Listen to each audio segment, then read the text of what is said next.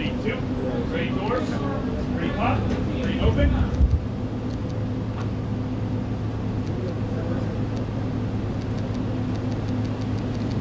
Ready, close. Ready, shut. Ready, face. President Trump, your message to Christians during this Holy Week, sir, the start of Holy Week. Do you have a message for Christians, sir, during this Holy Week, sir?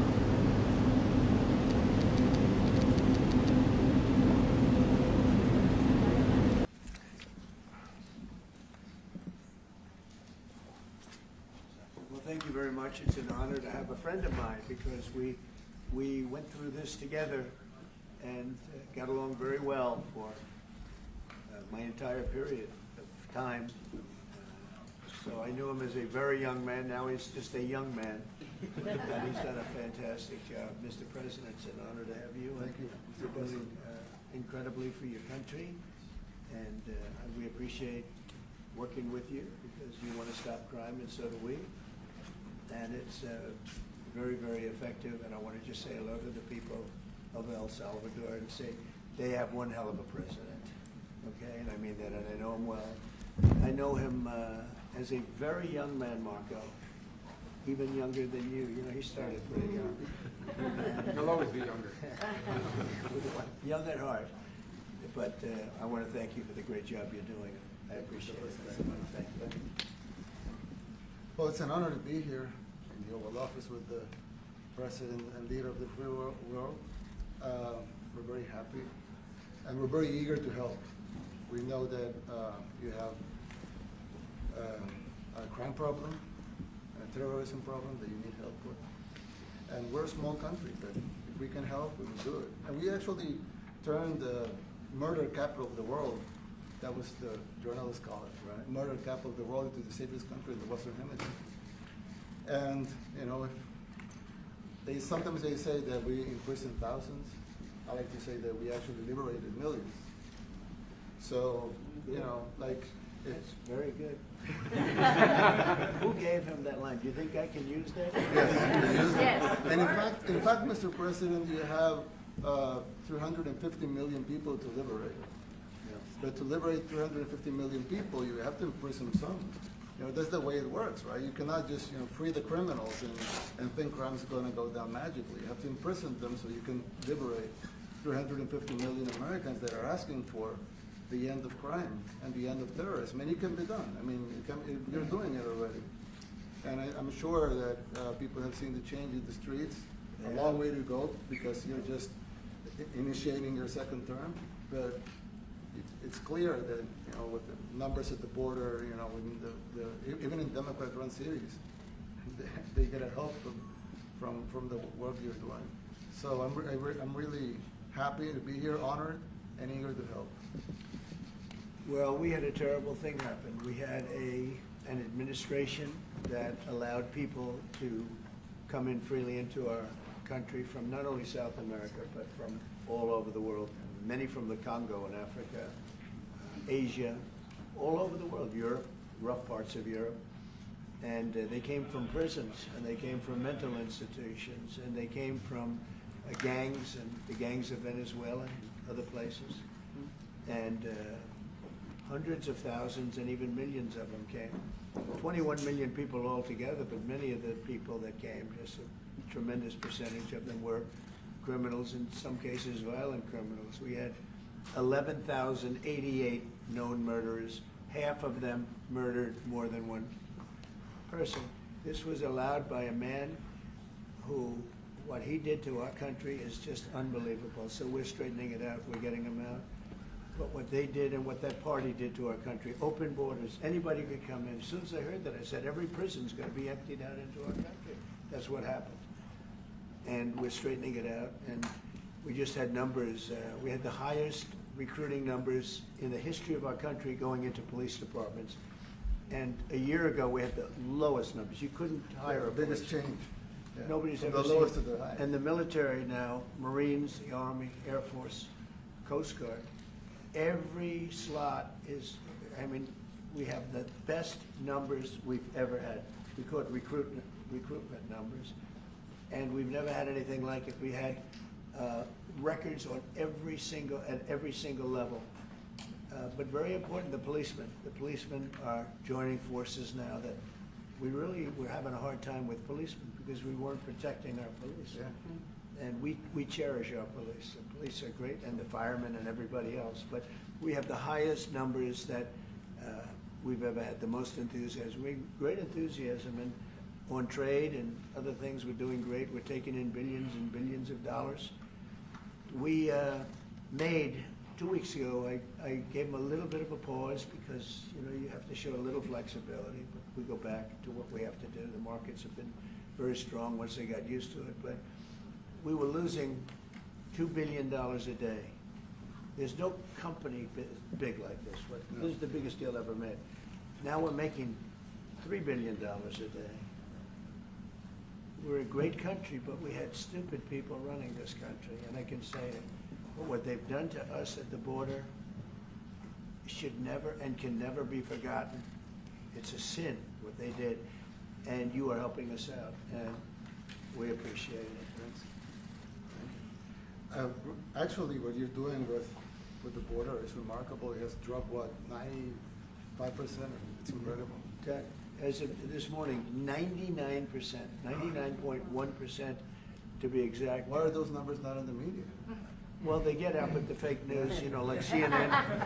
CNN over here doesn't want to put them out because they don't like putting out good numbers. They only like putting out because I think they hate our country, actually. Yeah, but it's a shame. You're right. Isn't that a great question? Why doesn't the media? Why don't they put out numbers? Yeah, 99%. I mean, it's crazy, right? We're doing It's great. a crazy turnaround. Christy, could you maybe say a couple of words about the border? How we're doing? It's just been absolutely phenomenal what a great leader can do. Clear direction. Our laws matter.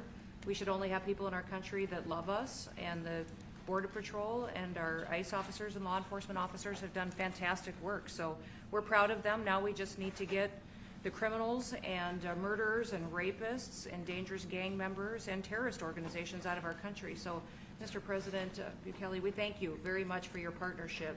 It has been wonderful for us to be able to have somewhere to send the worst of the worst and someone to partner with. And we'd like to continue that partnership because it's been a powerful message of consequences. Mr. President, you wanted people to know that there was consequences if you break our laws and harm our people and endanger families. And this is a clear consequence for the worst of the worst, that we have somewhere to put them. Thank you very much. Yeah, we even had this gang member from Venezuela, one of the ones you sent, and we interviewed him just to get some information, etc. from them.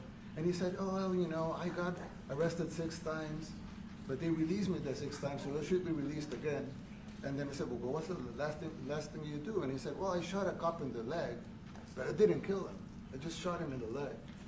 And we're like, this guy was arrested 6 times here in the United States, 6 times. He was released 6 times, and in the he was released 5 times, and the last time he was sent to El Salvador, right? So he's not getting released. But the last time he shot a cop, actually, and he shot him in the leg. So these are, like you said, there's something broken. It's the liberal establishment. But they're not running things anymore in this country, and we're run by, and I don't say conservative, I don't say anything, we're run by people with great common sense. Yeah, common sense. Because it's all common sense. It's not liberal conservative, it's common sense. Exactly. And, do you allow men to play in women's sports? Do you allow men to box your women and box? Because I know you have a lot of boxing. That's violence. That's abuse of a violence woman. against women. It's abuse of a woman. Totally. But we have people that fight to the death because they think men should be able to play in women's sports. And some of those sports, it wouldn't matter much, but it still matters. But some of them are very dangerous for women. Some years ago, like you said, a decade ago or so, women rights movements were pressuring so that we enacted specific laws to avoid men abusing women. And I think those laws were great because there were a lot of men abusing women. But now some of the same people are trying to backtrack on that and actually trying to make new laws allowing men to abuse women in sports. So actually, that doesn't make sense. It doesn't make sense. It's crazy. They have weightlifting records, right? Yeah. A woman gets up this way, she's incredible. A guy gets up and beats her by 100 pounds. What are you gonna do? A record that hadn't been broken in 18 years. You know, they put on an ounce, quarter of an ounce, eighth of an ounce for 18 years. Now they have a guy come up, ping. The whole thing is crazy. But they continue to fight. And I don't like talking about it because I want to save it for just before the next election. I said, my people, don't even talk about it because they'll change. And we'll have but I watched this morning, there was a congressman fighting to the death for men to play against women in sports. And you say to yourself, why? What are they doing, right? What are they doing? But your country's not too big in that. No, of course not. We're big in protecting women. Good. Yeah. That's right. It's a very important form of protection, too. And as you can see, most of my cabinet are women, so. That's impressive. Yeah. That's why you're And running. they're not DEI hires or anything. They They're can just be great good. at what they do, right? That's right. This is very impressive. Yeah, This no. is a first. We've had women, but we've never had 3 of them right here. That's 4 and 3 And men. look at what we have. You guys feel a little bit mistreated? That's good. I like it. We've been advanced. I've been very advanced in that regard too. We have Pam, who's been so Yes, I know. fantastic. And Christy, and the most powerful woman they see I anywhere. know, exactly. She's rated. They're all afraid of her. Susie Wells, they say, oh, she's tough. Yeah. Most powerful woman in the world, according to magazines. What do I know? Yes. But I think she probably is. Yeah, she probably is. You know, she probably is. Congratulations. And you know, Stephen, who's done such a great job. We have great people. Very famous too. But we love working with him. He really lets them have it. Right? Yeah, exactly. There's no games. No.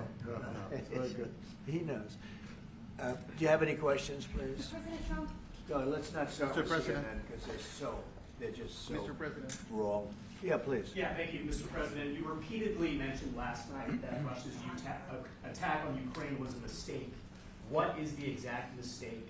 And have you given Putin a deadline to actually move toward a ceasefire? The mistake was letting the war happen. If Biden were competent, and if Zelensky were competent, and I don't know that he is. We had a rough session with this guy over here. He just kept asking for more and more. That war should have never been allowed to happen. That war, I went 4 years and Putin wouldn't even bring it up. And as soon as the election was rigged and I wasn't here, that war started. There was no way that war should have been allowed to happen. And Biden should have stopped it. And you take a look at Putin. I'm not saying anybody's an angel.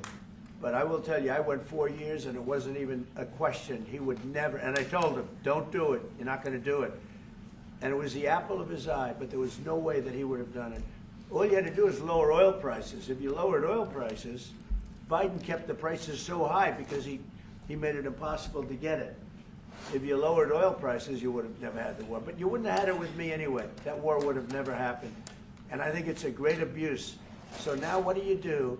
You get a country where 25% of its land is gone, and the best locations, where millions of people are killed. You know, you haven't reported accurately the death. And this was Biden's war, and I'm trying to stop it. And I think we're going to do a good job. I hope we're going to do it. They lose 2,500 young people a week, think on average. Now they're Russians and they're Ukrainians, but it's 2,000. We don't care. It's like whatever it is. Intolerable. They're not from your country. They're not from mine. But I want to stop it. 2,500. It's a killing field. It's like the Civil War. You take a look. I look at the satellite pictures. This should not be happening in our time. Of course, our time can be pretty violent, as we know. But that's a war that should have never been allowed to start. And Biden could have stopped it, and Zelensky could have stopped it, and Putin should have never started it. Everybody's to blame. Have you spoken to President Zelensky, sir, about his offer to purchase more Patriot missile batteries? Oh, I don't know. He's always looking to purchase missiles, you know. He's against, listen, when you start a war, you got to know that you can win the war, right? You don't start a war against somebody that's 20 times your size and then hope that people give you some missiles. If we didn't give them what we gave, remember, I gave them javelins. That's how they won their first big battle with the tanks that got stuck in the mud, and they took them out with javelins. They have an expression that Obama at the time Obama gave them sheets and Trump gave them javelins. But there's something that should have never happened. It's a really shame. The towns are destroyed. Towns and cities are, largely destroyed. They have the spires, the beautiful spires that go up.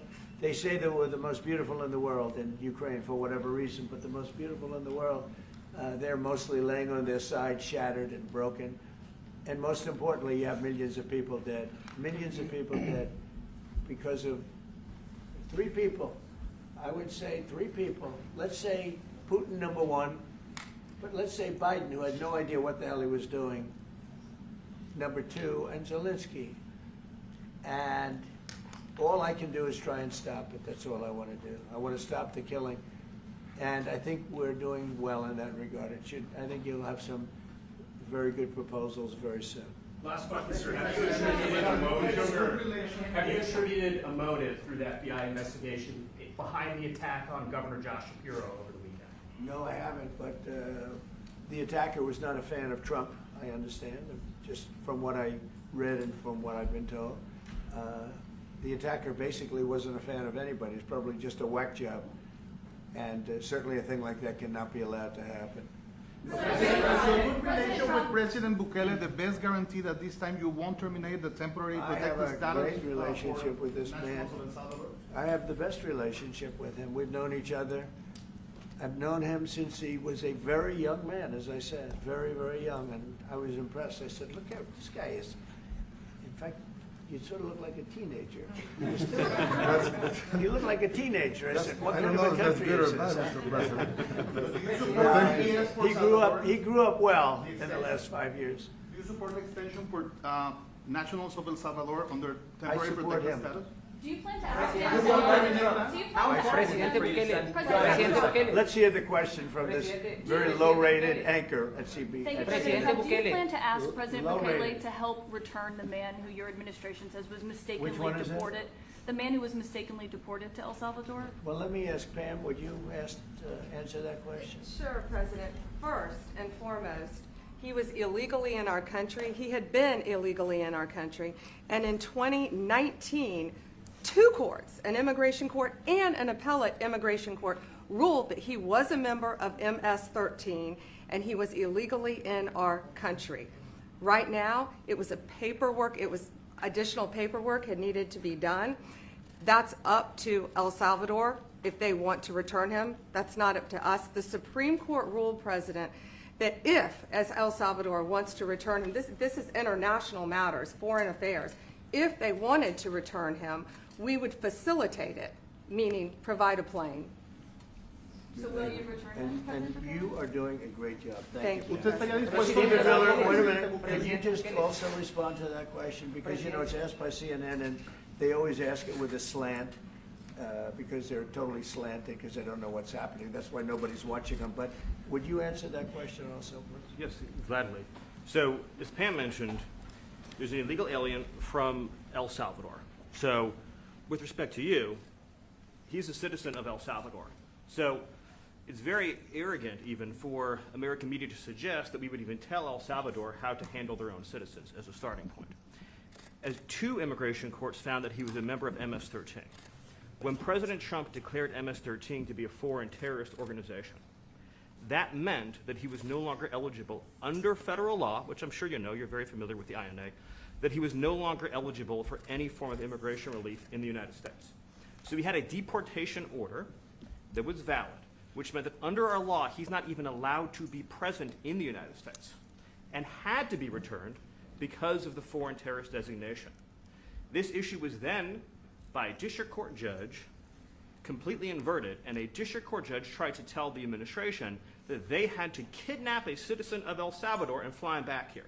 That issue was raised to the Supreme Court, and the Supreme Court said the district court order was unlawful, and its main components were reversed 9-0 unanimously, stating clearly that neither Secretary of State nor the President could be compelled by anybody to forcibly retrieve a citizen of El Salvador from El Salvador, who again is a member of MS-13, which, as I'm sure you understand, rapes little girls, murders women, murders children, is engaged in the most barbaric activities in the world, and I can promise you, if he was your neighbor, you would move right away. So you don't plan But to the ask for Supreme any Court's help to get him asking back? to, And that- what was the ruling that your in the Supreme Court, Steve? Was it 9-0? Yes, it was a 9-0 In our favor? in our favor against the district court ruling, saying that no district court has the power to compel the foreign policy function of the United States. As Pam said, the ruling solely stated that if this individual, at El Salvador's sole discretion, was sent back to our country, that we could deport him a second time. Well, No version of this legally ends up with him ever living here because he is a citizen of El Salvador. That is the president of El Salvador. Your questions about it, per the court, can only be directed to him. I asked ¿Usted lo President liberaría, Bukele, Presidente what is Bukele? can President Bukele weigh in on this? Do you plan to return him? Well, I'm supposed you're not suggesting that I smuggle a terrorist into the United States, right? It's always How can I smuggle, how can I return him to the United States? Like, I smuggle him into the United States, or what do I do? Of course, I'm not gonna do it. It's like, the question is preposterous. How can I smuggle a terrorist into the United States? I don't have the power to return him to the United States. so you can release him inside El Salvador. Yeah, but I'm not releasing, we're not very fond of releasing terrorists into our country. We just turned the murder capital of the world into the safest country of the Western Hemisphere, and you want us to go back into releasing criminals so we can go back to being the murder capital of the world? No, that's not going to happen. Well, they'd love to have a criminal, Yeah, released into I mean, there's So a fascination. They would love it. Yeah. They're sick, these are sick people. Marco, do you have something to say about that? Yeah, I mean, Stephen outlined it. I don't understand what the confusion is. This individual is a citizen of El Salvador. He was illegally in the United States and was returned to his country. That's where you deport people, back to their country of origin, except for Venezuela that wasn't refusing to take people back, or places like that. I can tell you this, Mr. President, no, the foreign policy of the United States is conducted by the President of the United States, not by a court. And no court in the United States has a right to conduct the foreign policy of the United States. It's that simple. End of story. And that's what the Supreme Court held, by the way, to Marco's point. The Supreme Court said exactly what Marco said, that no court has the authority to compel the foreign policy function of the United States. We won a case 9-0, and people like CNN are portraying it as a loss, as usual, because they want foreign terrorists in the country who kidnap women and children. But President Trump, his policy is foreign terrorists that are here illegally get expelled from the country, which, by the way, is a 90-10 issue. Well, Mr. President, you said that if the Supreme Court said someone needed to be returned, that you would abide by that. You said that on Air Force One just a few days ago, and they said that it must be facilitated. Why don't you just say, isn't it wonderful that we're keeping criminals out of our country? Why can't you just say that? Why do you go over and over, and that's why nobody watches you anymore? You have no credibility. Please, go ahead. President Trump, thank you so much. How many illegal criminals are you planning on exporting to El Salvador? And President Bukele, how many are you willing to take from the U.S.? As many as possible. And I just asked the president, it's this massive complex that he built, jail complex. I said, can you build some more of them, please?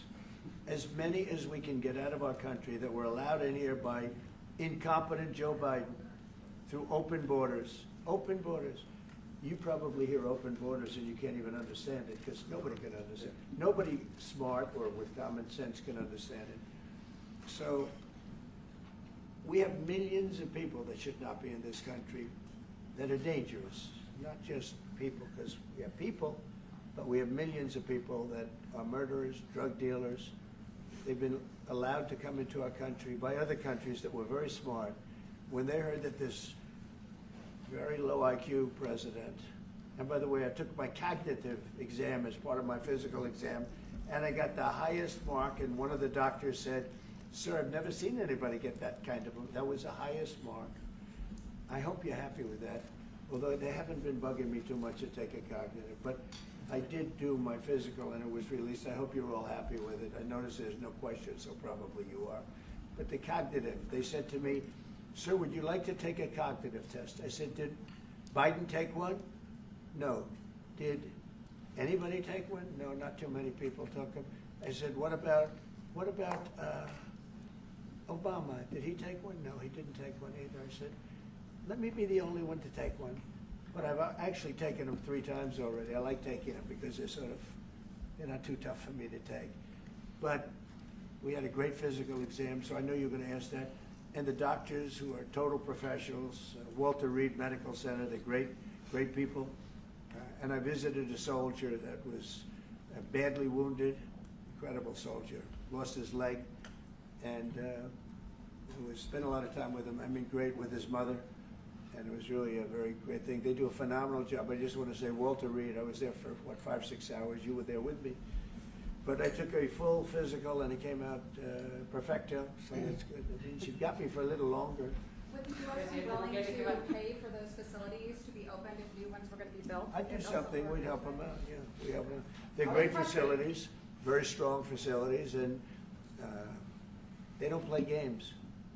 I'd like to go a step further. I mean, I said it to Pam, I don't know what the laws are. We always have to obey the laws, but we also have homegrown criminals that push people into subways, that hit elderly ladies on the back of the head with a baseball bat when they're not looking, that are absolute monsters.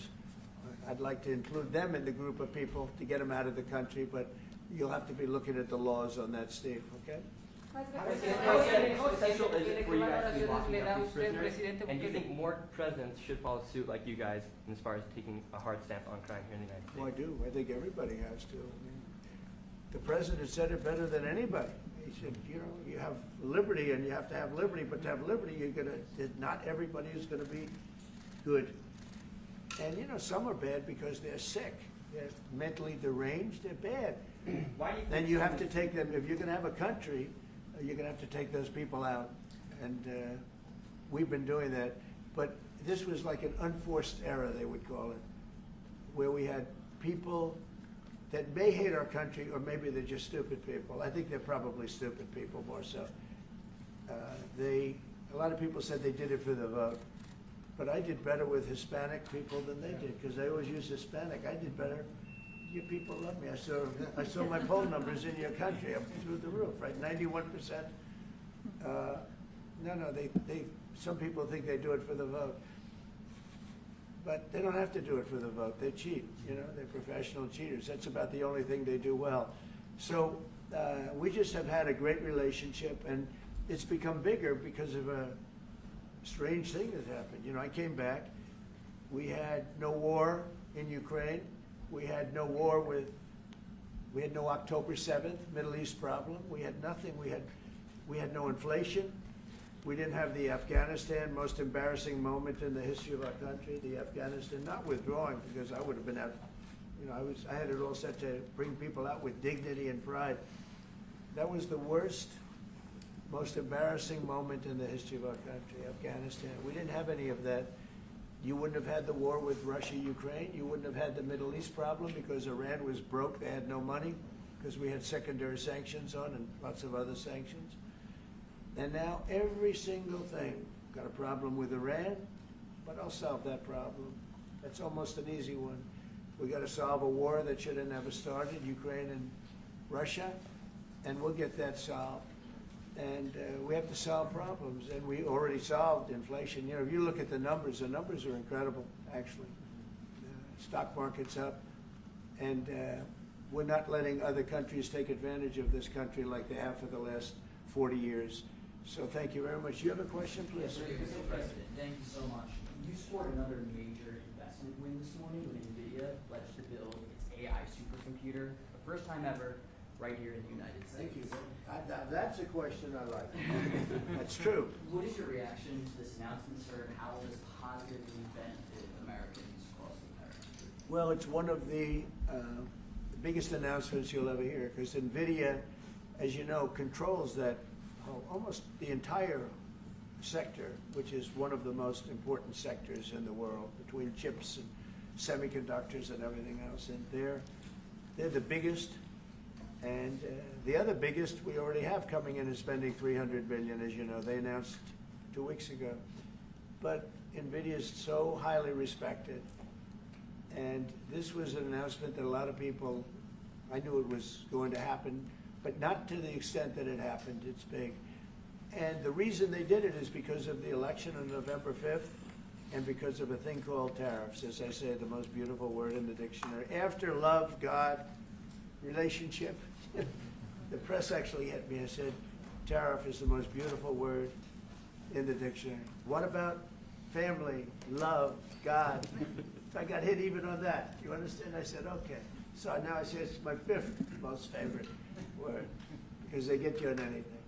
But no, that NVIDIA, it's one of the great companies of the world. Modern, super modern companies, controls segments that nobody, sort of controls the world in a sense, and they're coming in here in the biggest way with hundreds of billions of dollars. Not like millions of dollars, hundreds of billions of dollars, and I'm honored by it. And I want to thank Jensen and all of the people that we deal with. They're great people, they're brilliant people. And without tariffs, they wouldn't be doing it. Okay. Thank you very much. Yeah, Are please. you considering additional sanctions against Russia after their latest attack? And do you have an update on the rate and when you might announce Well, I semiconductor already have tariffs? sanctions on Russia. I put them there. If you remember, Nord Stream 2, that's the big pipeline that goes through Europe. I stopped it. That's Russia's pipeline, the largest pipeline, I think, in the world. Goes to Germany. And I stopped it. And when Biden came in, he approved it.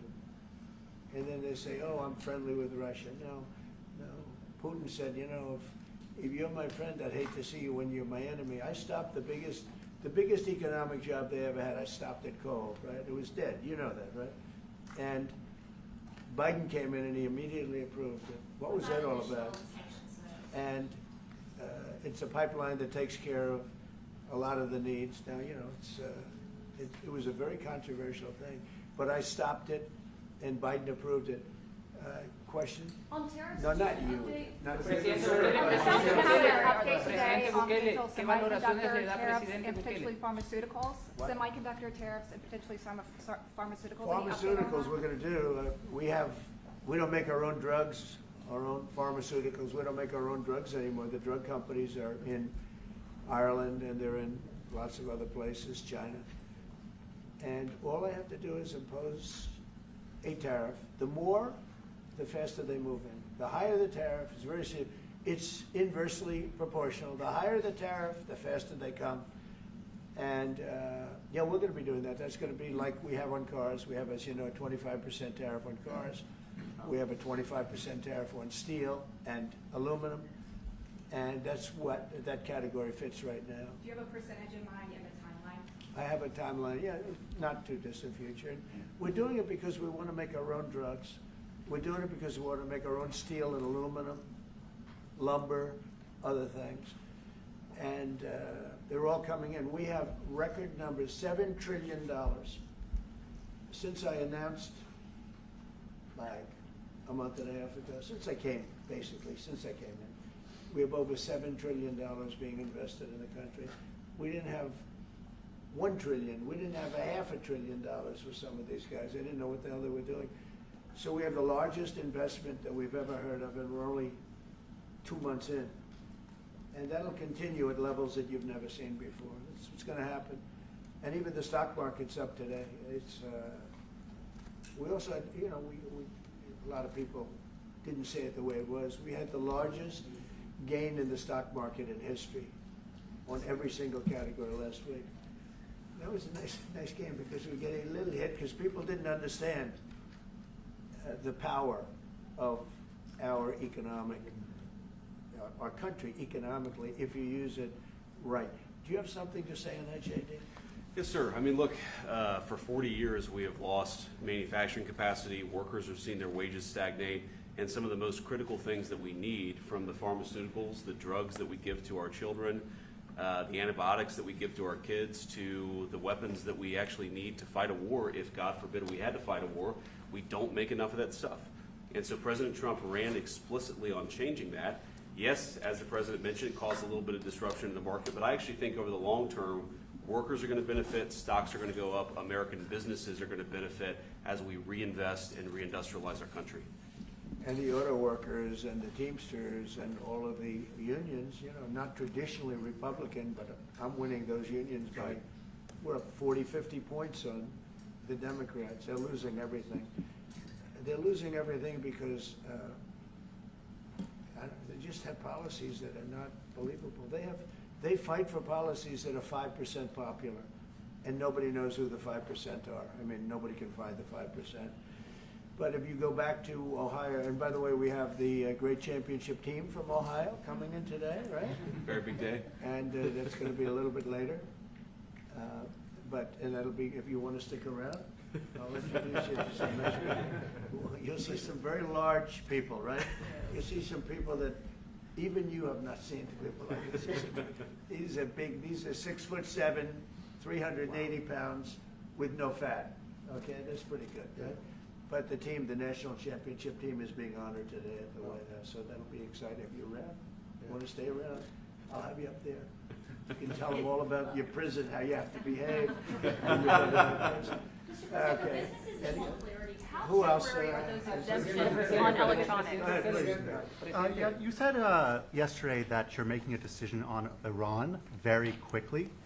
What do you mean by that? Is that a decision to strike Iran? Solve their problem very quickly. Iran wants to deal with us, but they don't know how. They really don't know how. We had a meeting with them on Saturday. We have another meeting scheduled next Saturday. I said, that's a long time. You know, that's a long time. So I think they might be tapping us along. But Iran has to get rid of the concept of a nuclear weapon. They cannot have a nuclear weapon. He can't have a nuclear weapon. Nobody can have, we can't have anybody having nuclear weapons, you know? We can't have nuclear weapons. And I think they're tapping us along because we're so used to dealing with stupid people in this country. And I had Iran perfect. You had no attacks. You would have never had October 7th in Israel, the attack by Hamas, because Iran was broke. They were stone cold broke when I was president. And I don't want to do it. I want them to be a rich, great nation. The only thing is, one thing, simple. It's really simple. They can't have a nuclear weapon. And they got to go fast because they're fairly close to having one. And they're not going to have one.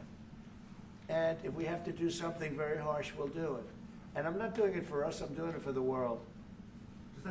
And these are radicalized people, and they cannot have a nuclear weapon. Does that include a potential strike on Iranian nuclear facilities? Of course it does. And just a follow-up question, a clarification.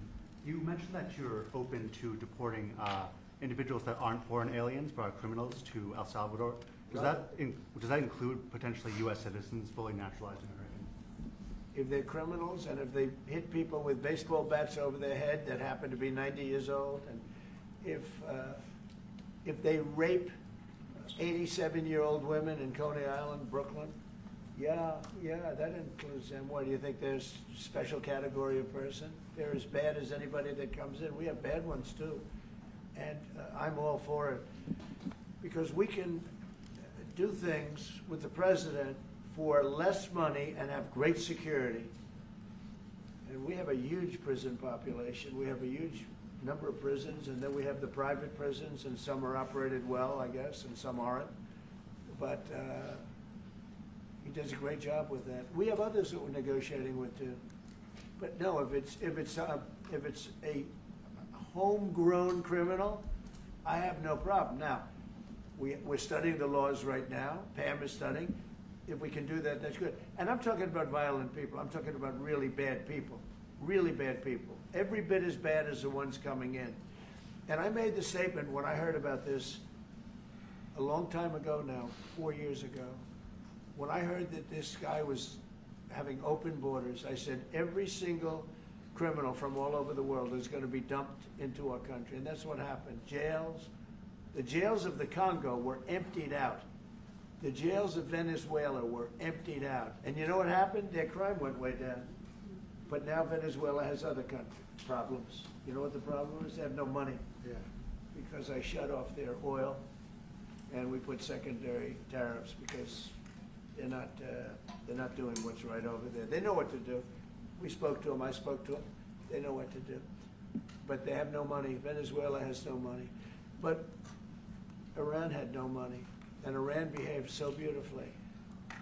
And then Biden took all those secondary tariffs on. I told China, you can't buy oil. If you buy oil from Iran, China, I told it to President Xi, then we no longer want you to do business with the United States of America. And those ships disappeared from that harbor so quickly. China. Get along great with China. Are the talks with Iran productive? Do you want to continue that? What? The talks with Iran, do you believe those are productive? Do you want to continue that? I think Iran could be a great country as long as it doesn't have nuclear weapons. If they have nuclear weapons, they'll never get a chance to be a great country. They will never get a chance. It won't even come close. Sir, on tariffs. Yeah. Yeah, thank you. Yesterday you mentioned short-lived product exemptions. Which specific products are you considering, and how long is short-lived? Weeks, months? I'm looking at something to help some of the car companies where they're switching to parts that were made in Canada, Mexico, and other places, and they need a little bit of time because they're going to make them here, but they need a little bit of time. So I'm talking about things like that. What about any Apple products, other cell phones? Look, I'm a very flexible person. I don't change my mind, but I'm flexible. And you have to be. You just can't have a wall and you'll only go. No, sometimes you have to go around it, under it, or above it. There'll be maybe things coming up. I speak to Tim Cook. I helped Tim Cook recently, and that whole business. You know, I don't want to hurt anybody, but the end result is we're going to get to the position of greatness for our country. We're the greatest economic power in the world if we're smart. If we're not smart, we're going to hurt our country very badly. We lost with China over the Biden years trillions of dollars on trade. Trillions of dollars. And he let them fleece us. And we can't do that anymore. And you know what? I don't blame China at all. I don't blame President Xi. I like him. He likes me. I mean, you know, who knows? Who the hell cares? Do you have any updates on talks But you know with what? China? What? Do you have any updates for the talks with China? You know, let me just tell you this. I don't blame China. I don't blame Vietnam. I see their meeting today. Is that wonderful? That's a lovely meeting. They're meeting like trying to figure out how do we screw the United States of America. Don't forget, the European Union was formed to do just that. The European Union was formed to hurt the United States and on trade. And they get us on NATO because they don't pay their bills. But now, since I got involved, they have been paying their bills. I took in over $600 billion for NATO. Nobody took in anything. I mean, they were all delinquent. They had 8 nations out of 28 paid their bills. The rest of them were way delinquent. And I said, if you don't pay your bills, we're not going to protect you anymore. And the money poured in over 600. The Secretary General last week made that statement. He said, I've never seen anything like it. We couldn't get anybody to pay because the United States was footing the bill for NATO. Well, we got hurt there, and we got hurt on trade, likewise, European Union. And they've got to come to the table, and they're trying to. They're trying to. But the European Union has taken terrible advantage. They don't take our food products. They don't take our cars. We have millions of their cars, BMW, Volkswagen, Mercedes-Benz, many others. They come in by the millions. They don't take, there are no Chevrolets in Munich, I can tell you that. I said to Angela Merkel when she was there, as she was letting millions of people infiltrate Germany, which was not so good from, we would call them illegal immigrants, but she made them legal. But I said to her, and I get along with her very well, I said, how many Chevrolets do we have in Munich or Frankfurt? Why, none, Donald, none. I said, you're right. And yet we take in millions and millions of cars. No, those days are over. Okay, thank you very much, everybody. Thank you, guys. Thank you, guys. Thank you, guys. Mr. President, do you have any comment on the FTC's case against Meta and Mark Zuckerberg? Thank you, press. Thank you, Nayib. Thank you. Out the door. Thank you, press. Let's go. Let's go.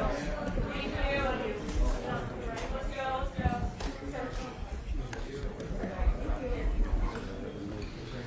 Oh, thanks, guys.